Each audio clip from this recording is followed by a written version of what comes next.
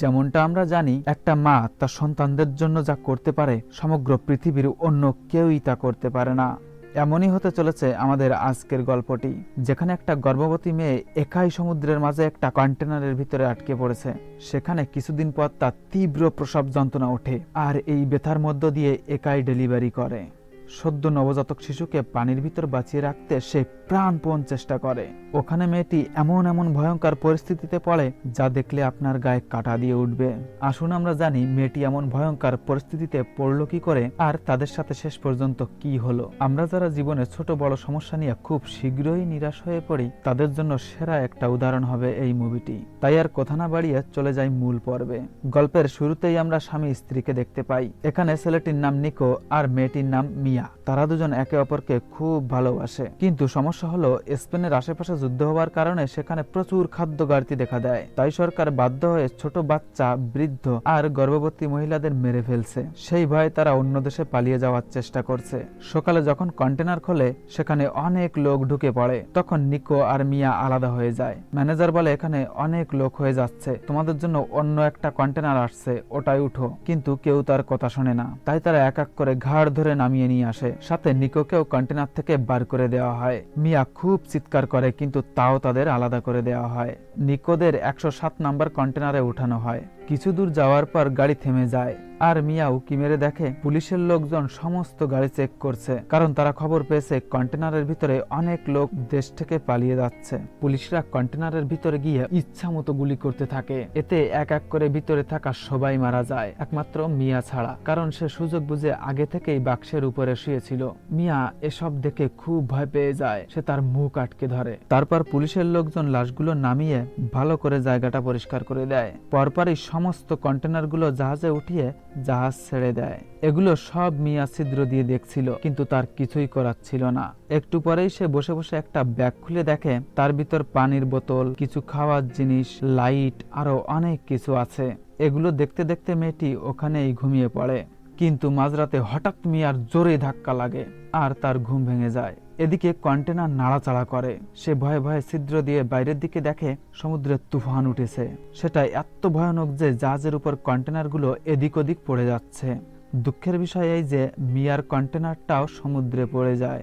এতে তার মাথায় প্রচন্ড আঘাত লাগে, আর সে ওখানেই জ্ঞান হারিয়ে ফেলে। পরের দিন সকালে তার যখন জ্ঞান ফেরে, সে বাইরে দেখে চারিদিকে পানি আর পানি ছাড়া কিছুই দেখা যাচ্ছে না। সে এটা দেখে খুব ঘাবড়ে যায় আর ফোন উঠিয়ে তার স্বামীকে কল করতে যায়, কিন্তু ফোনটা লক খোলে না, কারণ গত রাতেই স্ক্রিন ভেঙে গেছিল। একটু পরেই মিয়া খেয়াল করে নিচের ছিদ্র দিয়ে পানি ঢুকছে, কিন্তু এটা বন্ধ করতেই হবে, না হলে কন্টেনার ডুবে যাবে। তাই সে বাক্সের ভিতর জিনিসপত্র খুঁজতে থাকে যাতে ছিদ্র বন্ধ করা যায়। কিন্তু কোনো বাক্সে মদের বোতল, কোনোটায় জামা কাপড়, আবার কোনোটায় টিভি, কাজের কোনো জিনিসই পায় না। তাই মেয়েটি খুব নিরাশ হয়ে পড়ে। তখনই সে ওখানে একটা টেপ দেখতে পায়, আর সাথে সাথে এই ছিদ্র দুটো বন্ধ করে। একটু পরেই সে খেয়াল করে অনেক মানুষের আওয়াজ শোনা যাচ্ছে। সে ছিদ্র দিয়ে দেখতে পায় 107 নাম্বার সেই কন্টেনারটি, যার ভিতর তার স্বামী নিকো ছিল। এটা দেখে মিয়া হেল্প হেল্প বলে চিৎকার করতে থাকে, কিন্তু ওখানে সাহায্য করার মতো ধারে কাছে কেউ থাকে না। আর দেখতে দেখতেই তার চোখের সামনে কন্টেনারটা ডুবে যায়। স্বামী মারা যাওয়ায় মিয়া একদম ভেঙে পড়ে। তাই সে আত্মহত্যা করতে যায়, কিন্তু তখনই তার পেটের ভিতর বাচ্চা নাড়াচাড়া করে। তাই সে সাথে সাথেই চাকু ফেলে দেয়, ভাবে আমাকে যেভাবে হোক আমার বাচ্চার জন্য বেঁচে থাকতেই হবে। এসব ভাবতে ভাবতেই সে ওখানেই ঘুমিয়ে পড়ে। কিছুক্ষণ পর ঘুম থেকে উঠে দেখে কন্টেনারে অনেকটা পানি ঢুকে গেছে। তাই সে ছিদ্রগুলো ভালোভাবে বন্ধ করার জন্য আবার বাক্স খুলতে থাকে, কিন্তু এই বাক্সের ভিতরে অনেক প্লাস্টিকের ছোট ছোট পাত্র থাকে। ওর ভিতর একটা রাবারের দড়ি কেটে ওরই ভিতর পাওয়া একটা রাবারের দড়ি কেটে সেটা ছিদ্রে ঢুকিয়ে ভালোভাবে বন্ধ করে দেয়, আর টিভির ভিতরে পাওয়া একটা পাইপ দিয়ে বাইরে পানি ফেলে দেয়। একটু পরেই কেমন যেন মনে হচ্ছে বড় বড় সমুদ্রের ঢেউ আসছে। সে বাইরে তাকিয়ে দেখে আবহাওয়া খুব খারাপ, সমুদ্রে বড় ঝড় উঠেছে। তবে দুঃখের বিষয় এই যে তখনই তার প্রসব যন্ত্রণা শুরু হয়ে যায়। মনে হয় বাচ্চা আসার সময় হয়ে গেছে। এদিকে ঝড়ও ভয়ঙ্কর রূপ নিতে থাকে, থামার কোনো নামই নেই। সাথে মিয়া আর এই ব্যথা সহ্য করতে পারছে না, আর কন্টেনারে বেশ পানিও ঢুকছে। মোটামুটি বিপদ যেন তাকে চারিদিক দিয়ে ঘিরে ধরেছে। এরই মধ্যে খুব কষ্টে মিয়া তার বাচ্চাকে জন্ম দেয়, আর একটু পরেই আস্তে আস্তে ঝড়ও কমতে থাকে। কন্টেনারের ভিতরে তারা দুজন একটা বাক্সের উপর ভেসে থাকে।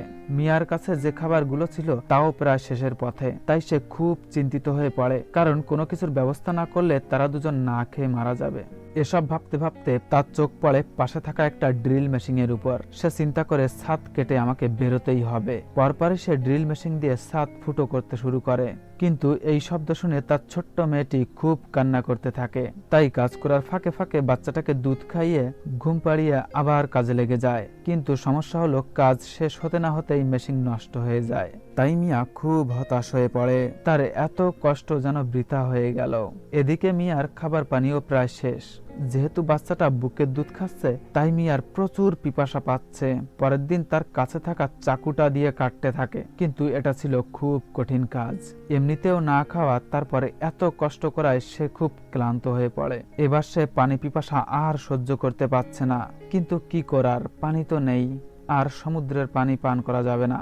সে কষ্টে মষ্টে কোনোভাবে সেই দিনটা কাটায়। কিন্তু সৌভাগ্যবশত পরের দিনই বর্ষা হয়।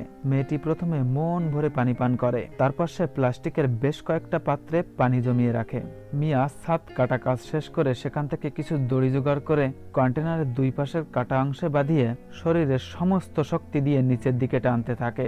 এতে করে ছাদের কাটা অংশ বেঁকিয়ে চলে আসে, আর তার মুখে যখন সূর্যের আলো পড়ে সে খুব শান্তি পায়, কারণ অনেক দিন বাদে রোদের দেখা পেল। একটু পরেই উপরে গিয়ে তারা রোদের স্বাদ নিচ্ছিল। তখনই মিয়া তার বাচ্চাটার ময়লা পরিষ্কার করে সমুদ্রে ফেলে দেয়। দেখতে দেখতে সেখানে অনেক ছোট মাছ চলে আসে। এই দেখে মিয়া জলদি ভিতর থেকে একটা অস্ত্র বানিয়ে নিয়ে আসে মাছ কোপানোর জন্য। সে অনেকবার ট্রাই করে, কিন্তু কোনো কাজ হয় না।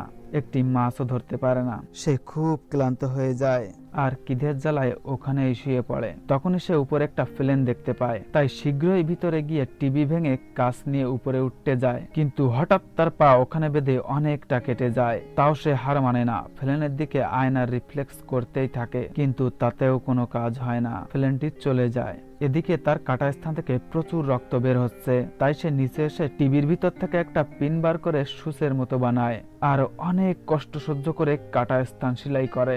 এই কষ্ট চোখে দেখা যায় না।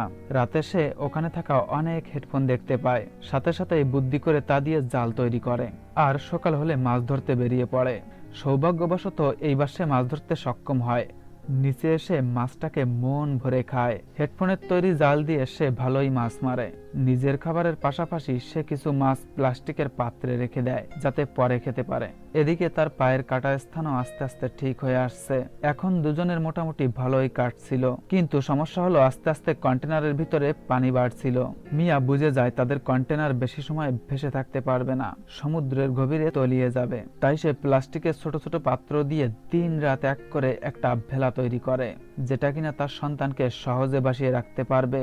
পরের দিন মনে হচ্ছে সত্যি কন্টেনারটা ডুবে যাবে, তাই তার সন্তানকে বানানো ভেলায় রেখে ভিতরে কিছু দরকারি জিনিসপত্র আনতে যায়। কিন্তু তখনই তার পা দড়িতে আটকে যায়। সে খুব চেষ্টা করে, কিন্তু কিছুতেই ছাড়াতে পারে না। এদিকে কন্টেনার তলিয়ে যায় অবস্থা। তাই মিয়া শেষ চেষ্টা করে দড়ি চাকু দিয়ে কেটে পা ছাড়িয়ে নেয়। ততক্ষণে কন্টেনার ডুবে গেছে। তবে সৌভাগ্যবশত সে ওখান থেকে বের হতে সক্ষম হয়, কিন্তু পানির উপর উঠে দেখে তার সন্তানকে কোথাও দেখা যাচ্ছে না। সে তো খুব ভয় পেয়ে গেছে। কিছুক্ষণ পরে হঠাৎ তার বাচ্চার কান্না শুনতে পায়। শীঘ্রই সে সাঁতার কেটে বাচ্চাটির কাছে পৌঁছে গিয়ে যেন একটু স্বস্তি পায়। এরপর রাত গড়িয়ে সকাল হয়ে যায়, কিন্তু এভাবে সারা রাত পানিতে থাকায় মিয়ার অবস্থা খুব খারাপ হয়ে গেছে। সে তার মেয়ের হাত ধরে নিজেদের উৎসাহিত করতে থাকে, কিন্তু শরীর তো আর কথায় চলে না, তাই একটু পরেই সে ওখানে অজ্ঞান হয়ে যায়। এবার আমরা দেখতে পাই একটা পরিবার তাদের ছোট্ট বোর্ড নিয়ে মাছ ধরে বেড়াচ্ছে। তারা খেয়াল করে দূরে অনেক পাখি ঘুরছে। মেয়েটি এটা দেখে কৌতূহলী হয়ে যায়, ভাবে পাখিগুলো অমন করছে কিসের জন্য। তাই তারা দেরি না করে ওই দিকেই যেতে থাকে। কাছে গিয়ে দেখে একটা বাচ্চা ভেলার উপর ভাসছে। শীঘ্রই তারা ভেলাটা উপরে টেনে তোলে আর বাচ্চার গায়ে হাত দিয়ে বলে, এর পরিবার কোথায়? তাই বলে এদিক ওদিক দেখতে থাকে, কিন্তু কাউকেই দেখা যাচ্ছে না। তখন মেয়েটা একটা দড়ি দেখতে পেয়ে সেটা টানতে থাকে। হঠাৎ সমুদ্রের গভীর থেকে মিয়া উপরে চলে আসে। তারা শীঘ্রই বোটের উপর টেনে তুলে দেখে অজ্ঞান হয়ে গেছে। সাথে সাথেই তাকে সিপিআর দিতে থাকে। এভাবে অনেকক্ষণ দেয়, কিন্তু কোনো কাজ হয় না। মনে হচ্ছে মিয়া মারা গেছে। এক পর্যায়ে তারাও হাল ছেড়ে দেয়। তখনই তার বাচ্চাটা কেঁদে ওঠে। তাই মেয়েটি ভাবে আরেকটু চেষ্টা করি। আবার সে সিপিআর দিতে থাকে। তখনই মিয়ার জ্ঞান ফিরে আসে। একটু স্বাভাবিক হলেই বলে, আমার মেয়ে কোথায়? তারা বলে, ব্যস্ত হয়েও না, ব্যস্ত হয়েও না, সে সুস্থ আছে। তারপর মিয়া তার সন্তানকে কোলে পেয়ে একটু স্বস্তির নিঃশ্বাস ছাড়ে। একটু পরেই সে কান্না করতে থাকে। এটা দুঃখের কান্না নয়, কারণ এখন তাদের আর কোনো ভয় নেই। তারাও এখন স্বাভাবিক জীবন যাপন করতে পারবে। দেখতে দেখতে গল্প এখানেই শেষ হয়ে যায়। এই গল্পটি আমাদের মাতৃত্বের শক্তি দেখায় এবং সমস্ত প্রতিকূলতার সাথে লড়াই করে বাঁচতে শেখায়। তো বন্ধুরা, গল্পটি কেমন লাগলো অবশ্যই কমেন্ট করে জানাবেন। আর যদি একটুও ভালো লাগে, দয়া করে আমার এই নতুন চ্যানেলটিকে একটা লাইক ও সাবস্ক্রাইব করে দিয়ে যাবেন।